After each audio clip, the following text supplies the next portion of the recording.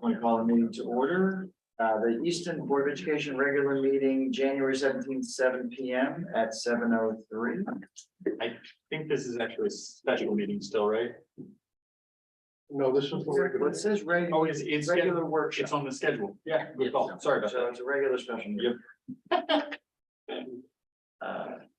All right, and we'll move right into item number 2, which is the consent agenda for the approval of the minutes from our January 10th regular Easton Board of Education meeting.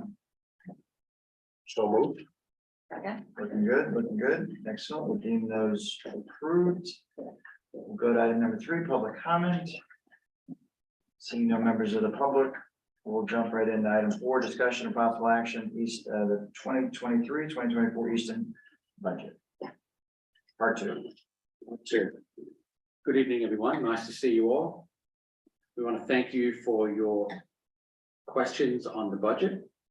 And Randy, you win the prize for the most questions asked. Congratulations. Slightly unintentional.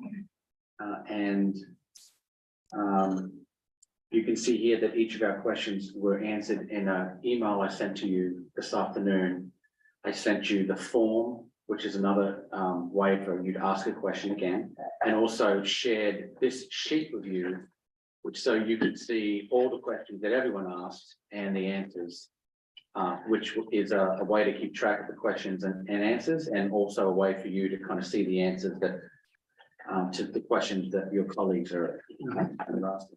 You're asking. So I don't know if anyone had if you had an opportunity to look at some of these questions and answers, or if you would like to go over some of them now. I did.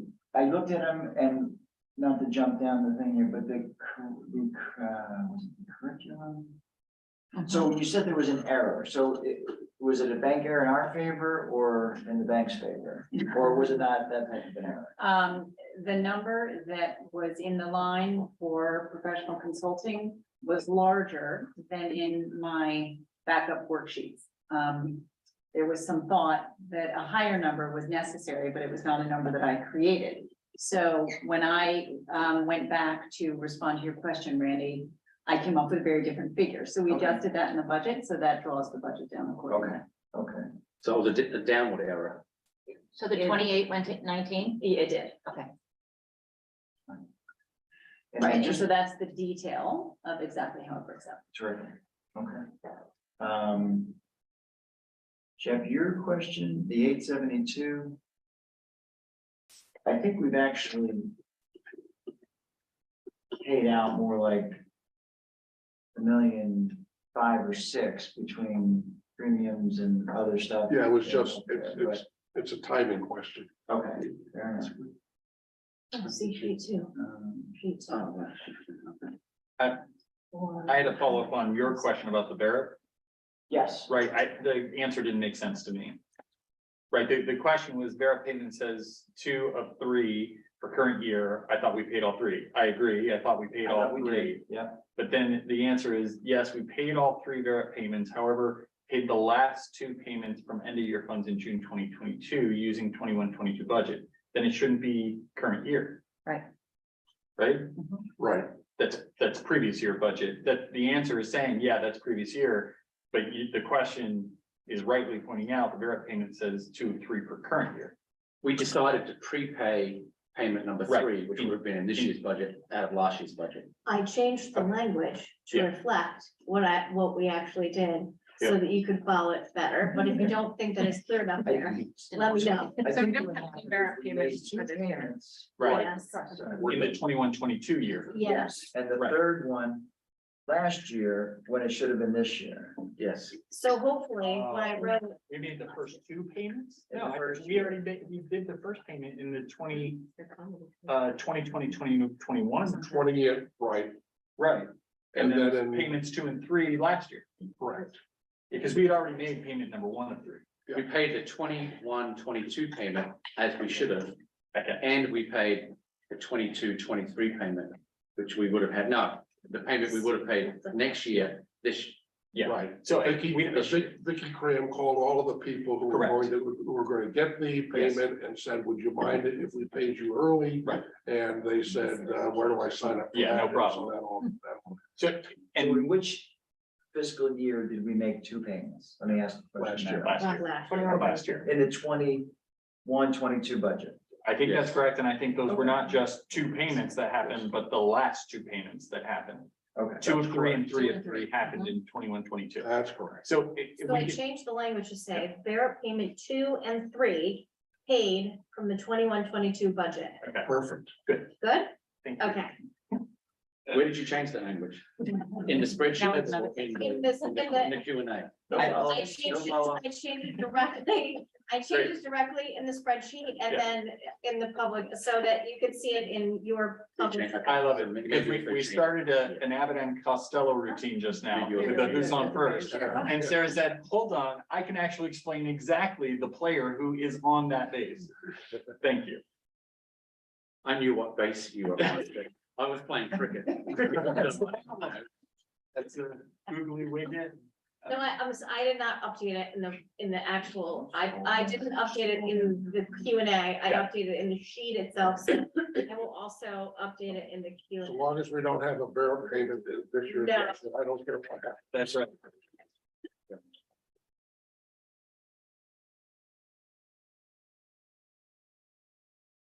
All right, anything else on, okay, good. Yeah, so you're good in terms of questions and answers? I reserve the right to ask more, but yes. Yeah. Just, Yes. completely fine. All right. And so we took a few questions and some major themes, and we have a workshop presentation for you, primarily focused on two topics.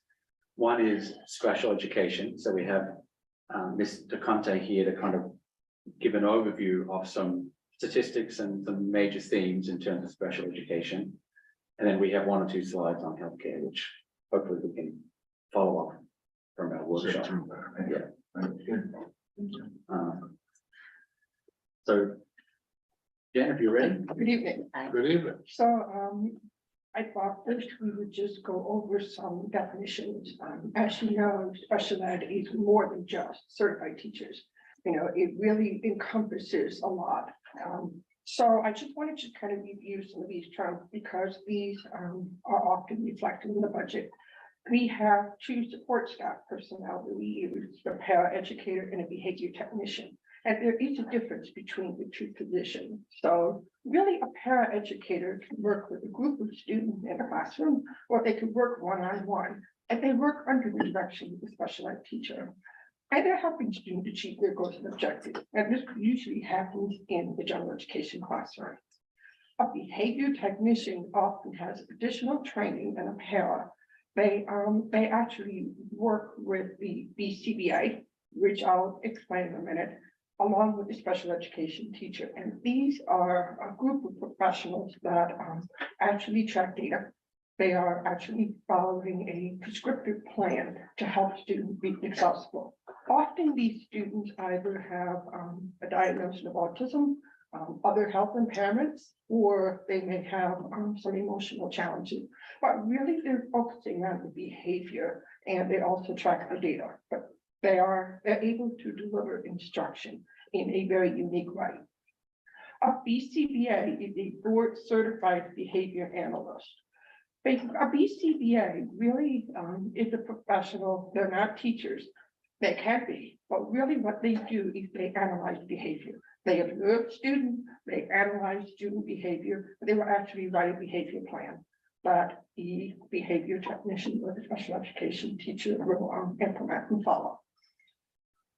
Then we also have structured literacy.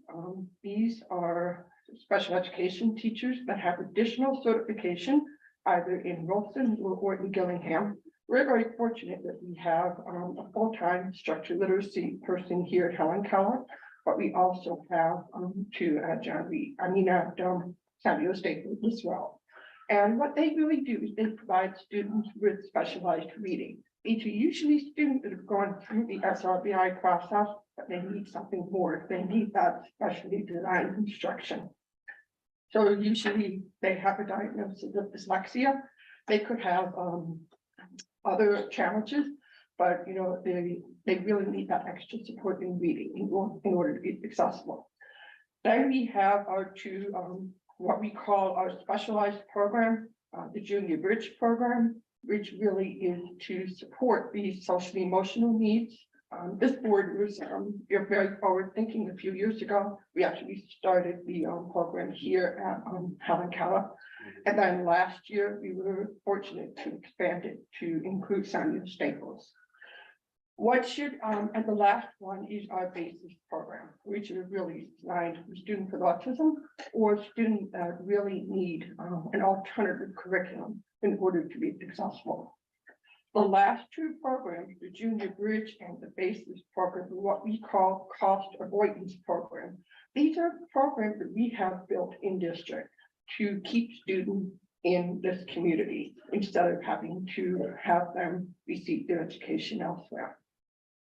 So there is usually a what I call the added bonus of the Junior Bridge and BASIS program, because it really does keep students here in Easton.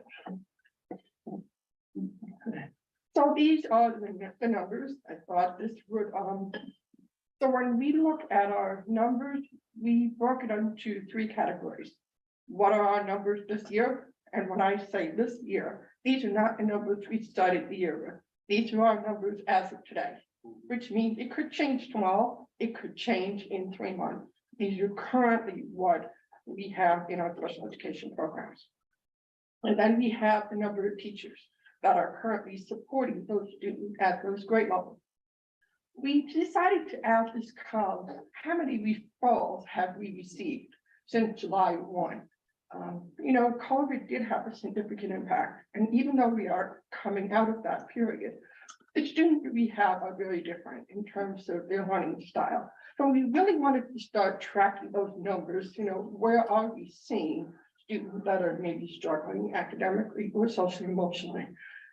Then we have forecast our numbers for next year based on the current 22-23 students we have right now. So when you look at our numbers in the past several years, we've had a kindergarten and a first grade level share a special education teacher.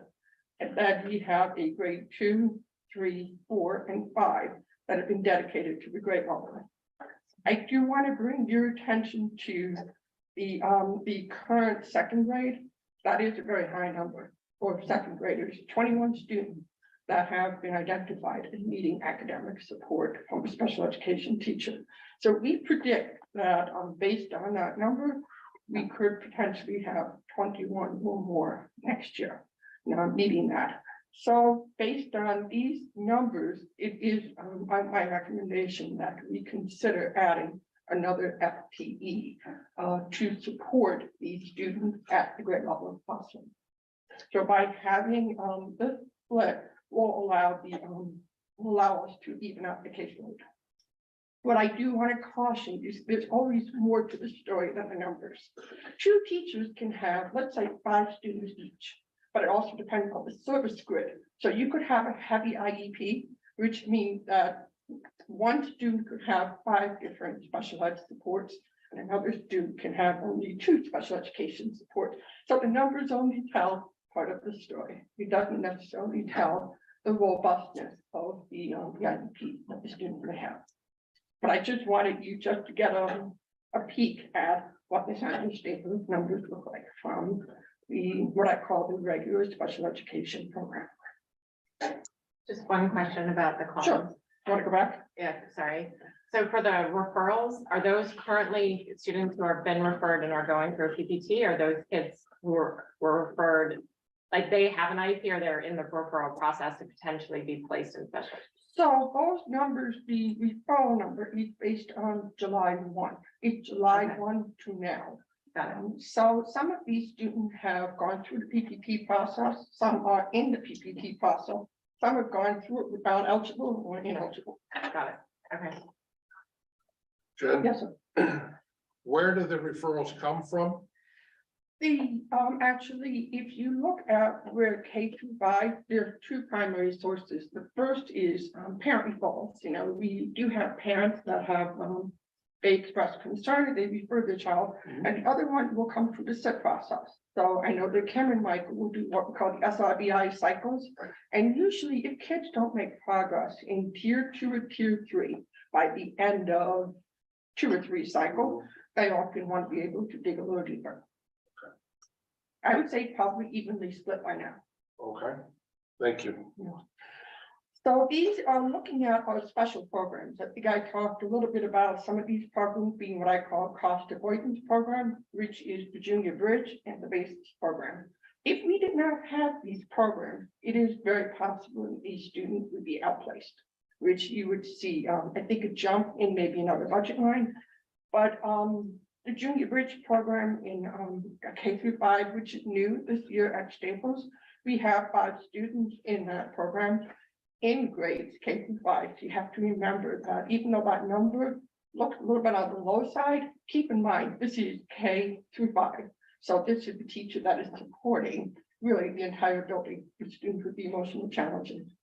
Based on our numbers projected, we anticipate it will be about 8 students next year that we may consider for this program. Basis, as you know, the students with support students with autism, we currently have 4. We project to have 7.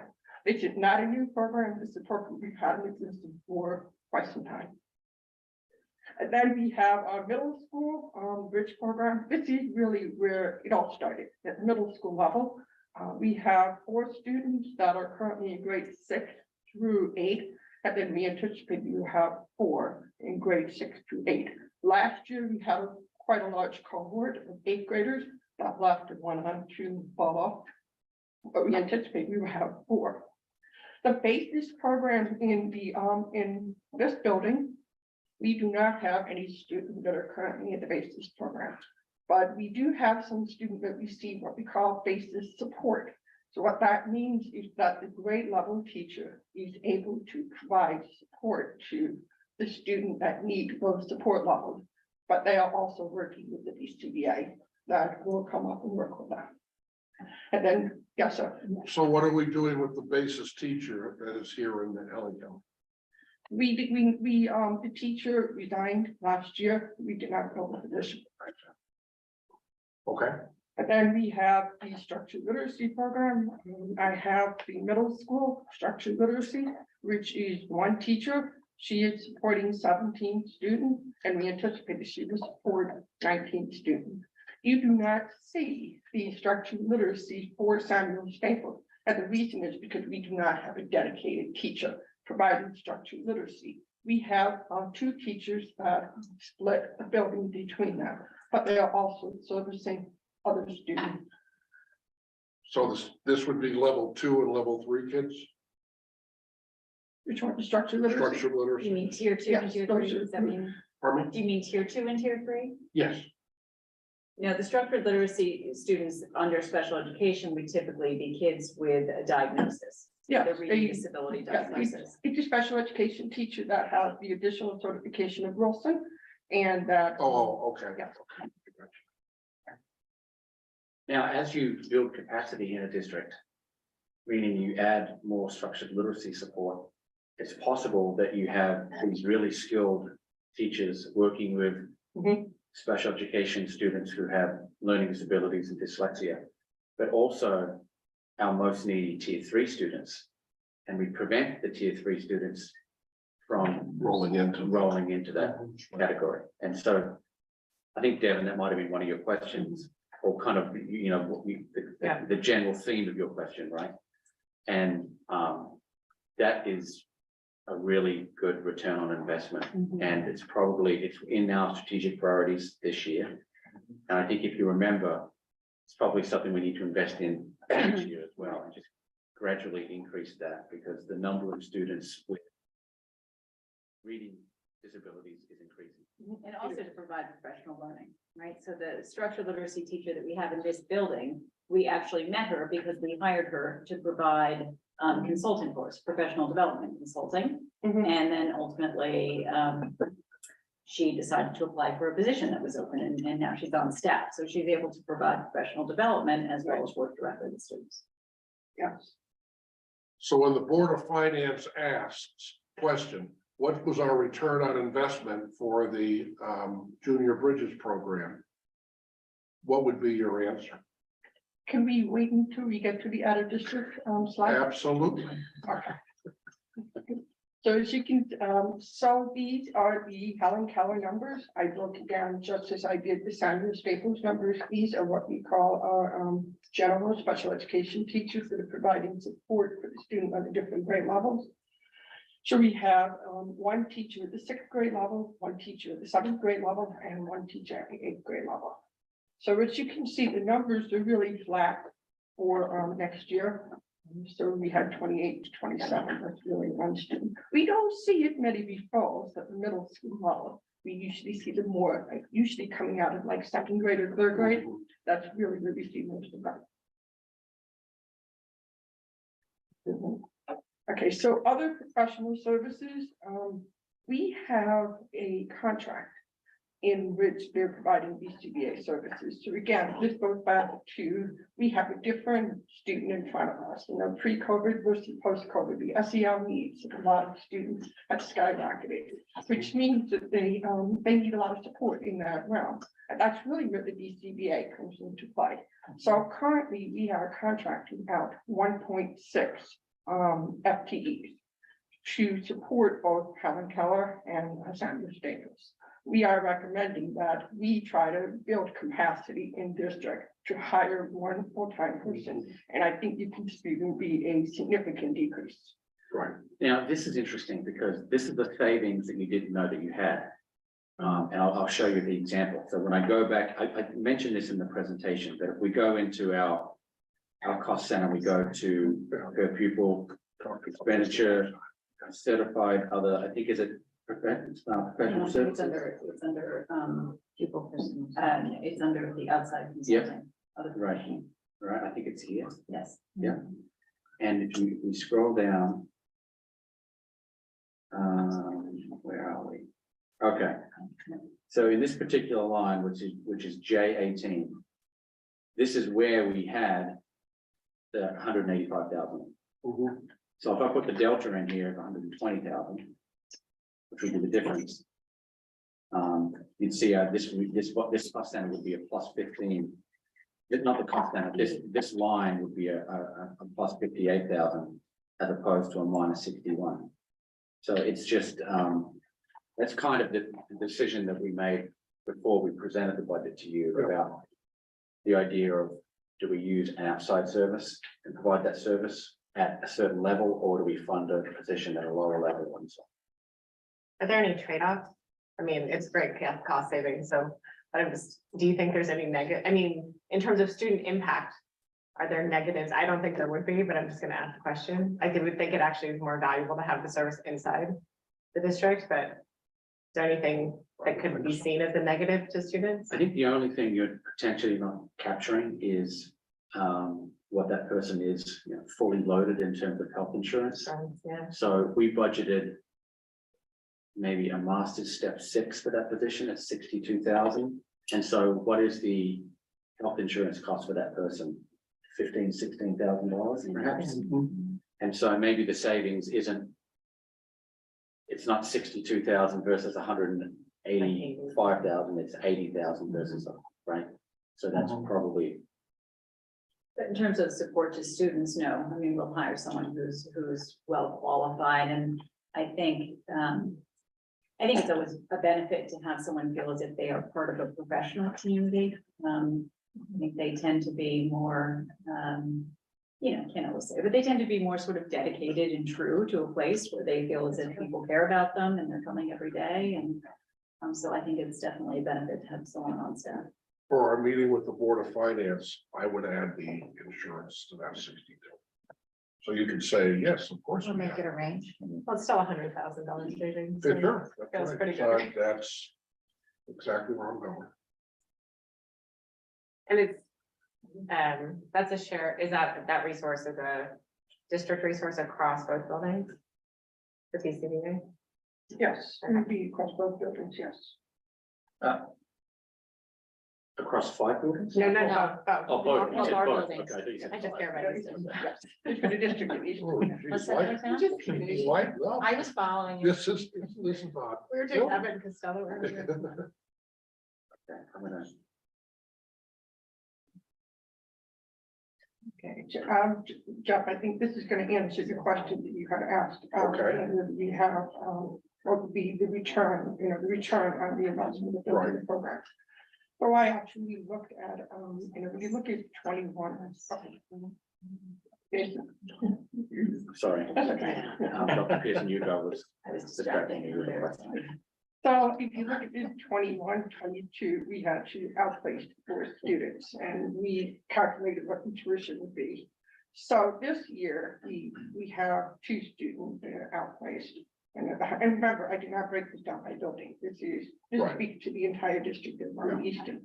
And the tuition is 175. And what we know of is 2 students to continue to potentially be outplaced. And I use the word potentially because we haven't had a PPT meeting for those students yet. The difference between the 175 and the 179 has to do with the tuition revising cost for tuition. It's not because we added more students to it. And we are not anticipating on outplacing additional students because we feel that we have the capacity to support the student. So our no number is 2. But what we are forecasting is 0. Does that include transportation or the tuition number? Does it include transportation? I think transportation, no, it does not. There's a separate line in the budget for transportation. Because that's an additional savings, just to point out. The board of finance. Right. So when Randy presents this to the Board of Finance, we'll have to give him really good data in this area. Because that was the transportation. cost. They could be just as high as the tuition cost, yeah. Right, John? Yeah. You did that last year. Pretty sure that's how it works. Yeah. And Well, I then- think we need to kind of zoom in. This is a high level, but I think we need to Jeff's question here, really provide some return on investment slides and data. Jen, the settlement Yeah. costs, 97 settlement Yes, costs. talk about that in a Right. minute. So the settlement really is when the parents and the district enter into an agreement. And typically when we do settlements, we do it multi-year. We just don't do a 1-year settlement. But this allows us to fix that cost over a period of time. So we had 3 settlements, and you can see what the agreement was for the total.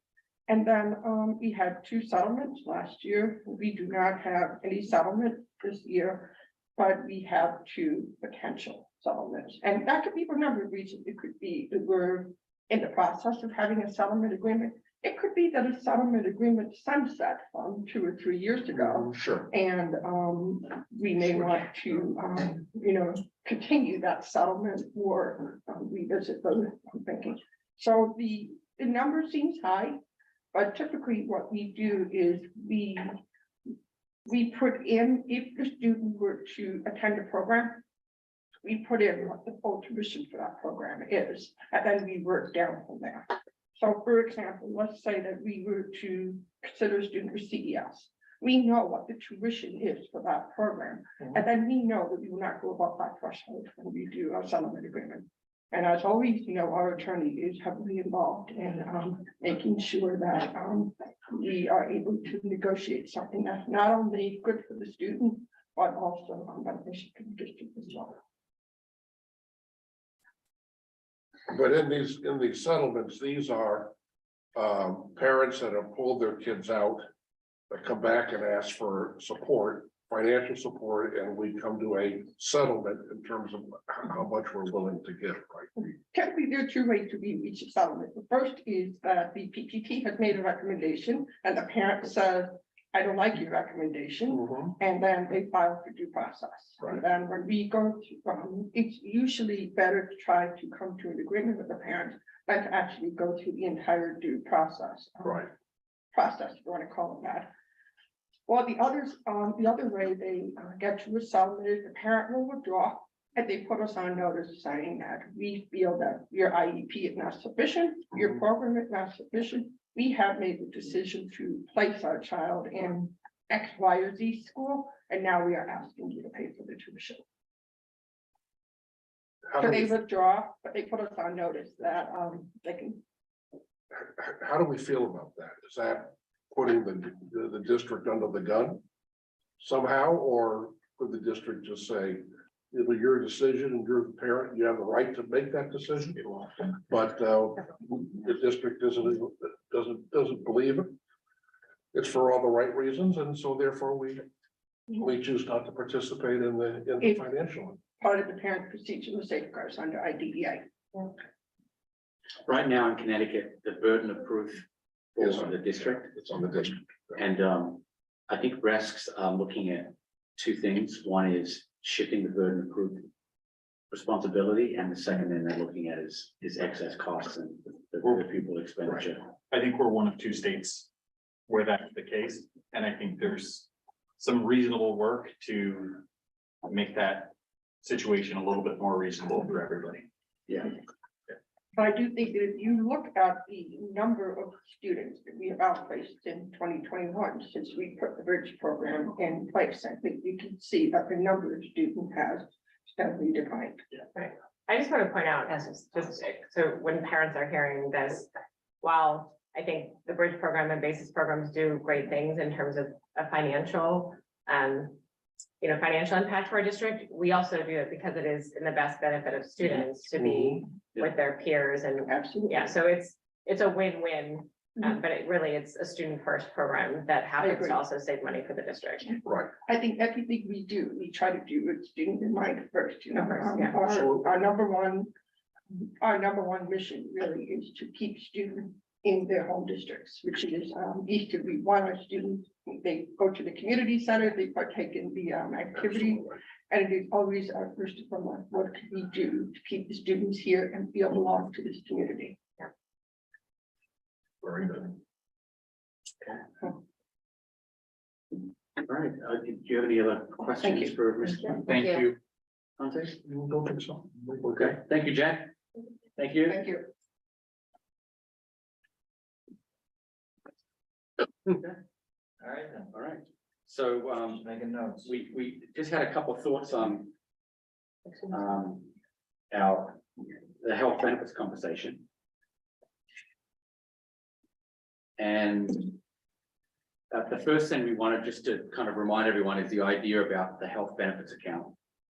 And it really is an account that has money going in and out of it all the time. It's not really a reserve account where we just keep a cushion. We have the employee share premium cost share going in. We have the budgeted amount from our 270 and 270 line, which was about $2,093,780. And Jay and Brown recommended a 5% increase this year, and we basically, I think we were at a -1 or something, or certainly flat funded. There are other deposits that go into that account that you see there on the left, and there's funds going out of the account all the time for obviously our claims, our administrative fees, and the board's contribution. But the current balance as of the end of December is $532,031. We started the year around about that level. And at the end of last year, the board did a contribution of 500,000 as well. And I think that gets to John's point about the idea of what we actually budget versus what we put in as an additional contribution. And so these are kind of the three overlapping areas. This is the current balance that we have, $532,031. You can see here that the top right-hand table that we started the year, the health benefits at 522,000. There was an additional contribution from our 21-22 budget. The amount that's currently encumbered in 270-271 is 1.2 million. We budgeted $2,093,780. So we currently withdrawn that 873,000. Theoretically, we have, if you combine those two amounts, 1.7 million in terms of funds to pay for health insurance, but that's not counting the amount that we want to keep in reserve. And the average monthly claim for the last 6 months is about 205,000. Last year, the average monthly claim was about 130,000. And so if we looked at the first 6 months and looked at the next 6 months, the possible claims through the end of this year is 1,230,000. If we averaged about 205,000 per month. And so you can see that the delta between the claims and the lower the number in the lower right is about a $500,000 difference, which is kind of where we want to keep our cushion in the reserve account. And so, And sorry, the Yeah. cushion in the reserve account is the recommendation of being, is it 25% of the year? 3 months. Yeah.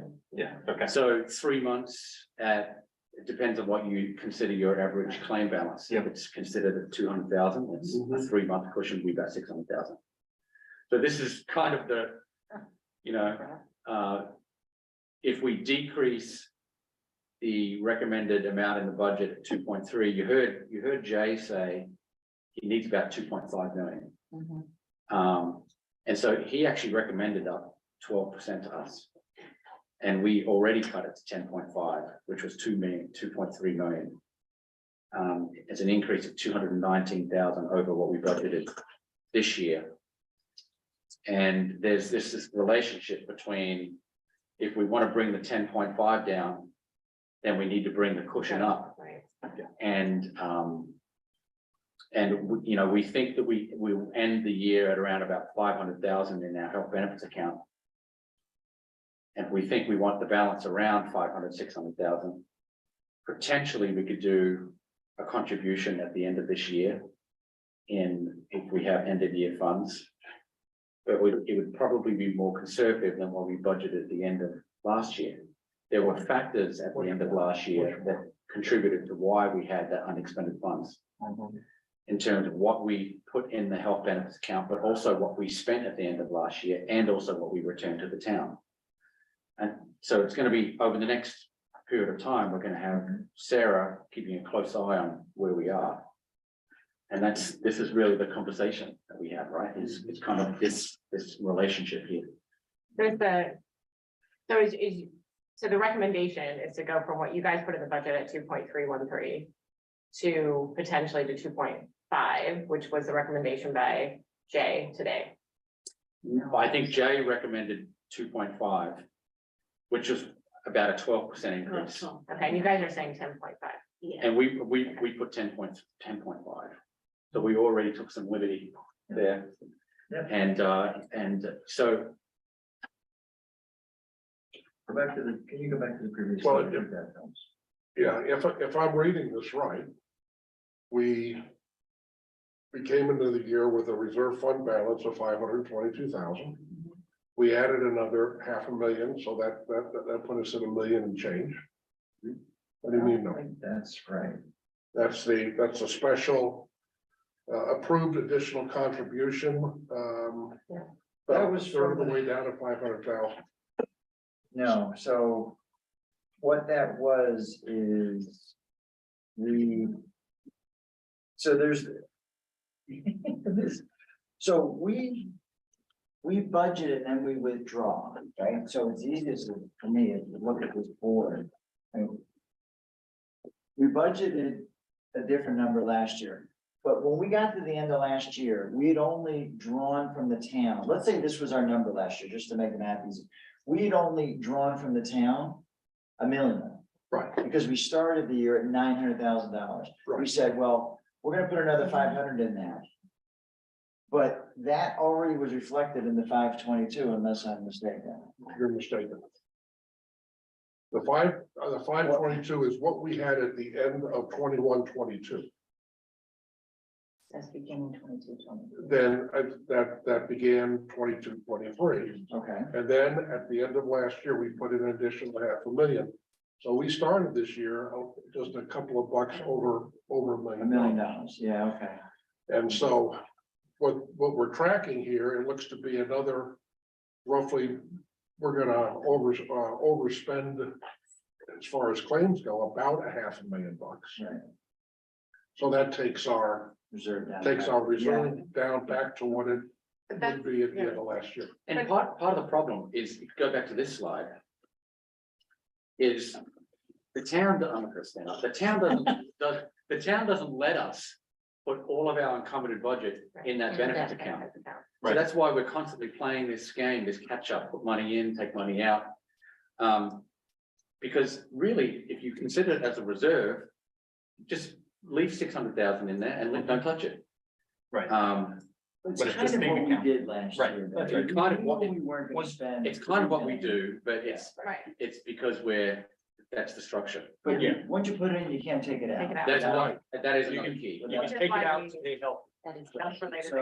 So, That's it. But that's what our conversation was at the end of last year, which was, and I think we made the right decision. I mean, I think the numbers tell us we did. I think you have, I mean, where you're gonna No, end. you don't like the decision last year? no, I just think it's great that we're patting ourselves on the back. I'm very proud. No, of that. Got 6 more slides on how good a job we did, right? Let me at it right now. I really do think it was really, I thought it was really smart. I actually think continuing to think in that same vein for this year is the same, like a 10.5. I wouldn't go all the way to 2.5. I think it was really smart to keep it at 10.5% and 12%, and hopefully we'll have a little bit left over and we dump it in there. We ought to see what we can afford first. Yeah, right. Before we- Well, yeah. And build a I'm strategy. I am really concerned by the Brown and Brown presentation because the trajectory is outrageous, right? And we have been able to dodge bullets in some cases because we did something smart and in some cases because we did something lucky. Yeah, I like being lucky, but you can't count on it. Well, if we had this go back, and I don't remember his numbers, but we had $3 million years in the past, so yeah. to say 2.5 is. Yeah. All things considered, I don't know, I mean, the memory of the Board of Finance is pretty good, Yeah. and some of them will remember that. Very well. So we've done. Yeah. Listen, nobody's done anything, it's just, we've had a population of folks that get sick and didn't get sick and it just kind of bounced around and. Yeah. And we never had a $500,000 reserve, oh, by the way, 5 years ago, 7 Yeah. years ago. 7 years ago, we We were. had 45 cents, so. Right. $47,000 in the red. Right. I- Which is not the recommendation, right? We all agree we should have 3 months worth of claims on it. But the town has also said, when we go to the Board of Finance, one of the reasons we haven't like poured tons of money in is for more flexibility to give money back to the town. And the town has said, if you were in a dire situation where, heaven forbid, we were in a situation where we had a $3 million year. Right. Then we could go back to the town with the understanding that we're not just like, hoarding that money. Right. Right, because that doesn't seem fair either. Yeah, we didn't need it, so we didn't Right. spend it last year, we returned to the town. Anyway, I think we're all saying the same thing. I think in the end, I think these numbers make sense, Yeah. Jason, and we'll have some unspent funds. Oh, is that- It will, is that a it will question? not, look, it will not be as there Like will last year. not be like last year. Yeah, There are a lot of circumstances that are feeding into, that fed into last year's amazing surplus back to the town. That is not, I do not want to misinform you by Yeah. leading you down that pathway. And No. that's good from a budgeting standpoint. We shouldn't have a. Yeah, that's right. No. I also think that we socialize, like Jay talked to us about benefits fairs basically. And I'm a little bit concerned. No one in central office is sitting around twiddling their thumbs, looking for another project to take on. But I think the value of benefits fairs are immense. And so the degree to which Jay can take that on and with very little sort of input needed from central office staff, I think that would be amazing, because that could be a way that we continue to put a little English on the ball and have luck land in our direction more and more often as the consumers of healthcare in our town, who are the teachers and administrators and paras we love, are taking care of themselves even better because they're aware of all the great benefits that come with their. And in theory, he just has to pick up the phone and call Anthem. I think that's right. This person. Yeah. out. A little bit, They'll send somebody out. having been involved in a lot of sort of benefits fairs, it does take a little bit of sort of local knowledge to say like, hey, here's the word on the street. Here's how to talk to them in a way that's not gonna be tone deaf. Because somebody who comes in and, starts talking about, well, as other, large cities, if you're like, whoa, we're not a large city, like, understand where our people live, understand, like, there's some to do there, but it shouldn't be a heavy lift. He's got to figure out a way to make that a light lift from central office.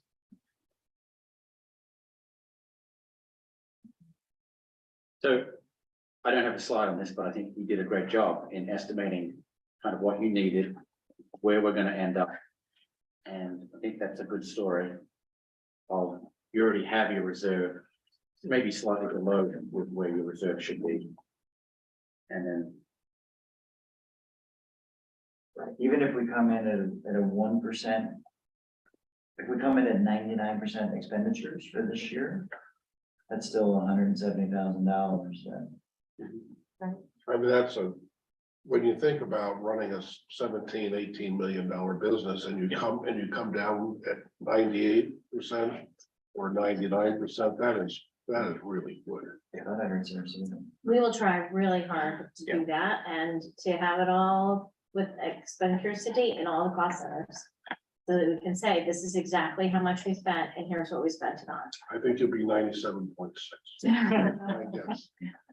That's my guess. we're around about, I think you'll probably need around anywhere between 150 to 200,000 as an additional contribution at the end of the year, if you wanted to keep it at 10.5. Well, let's see where our priorities are when we get there, and then we can see what we need to do. Okay. So I guess the question is, are you happy with that, where you are at the moment? For now. In terms of being set around at 10.5. For healthcare, Yeah. I am. Yeah. One question, that 2,313,000, that's part of your 4.48. Yes. Yeah. 10.5 increase in healthcare, that all feeds into a 4 neighborhood number, yes. Okay. All right, that's all we had. Motion to adjourn. Wait, we still have board member comment. Oh, Exactly. We have board committee reports. I think those are just pasted in from another. I didn't catch that. That's okay. All right, any other board member comments? Speak now or hold your peace for another 3 weeks. Yep, good, all right. Thank you. Right, motion to adjourn. Don't take that motion. Yeah, motion to adjourn. Motion to adjourn. Second. Good. second, Parker. Yeah. Sold. Good. 7:49.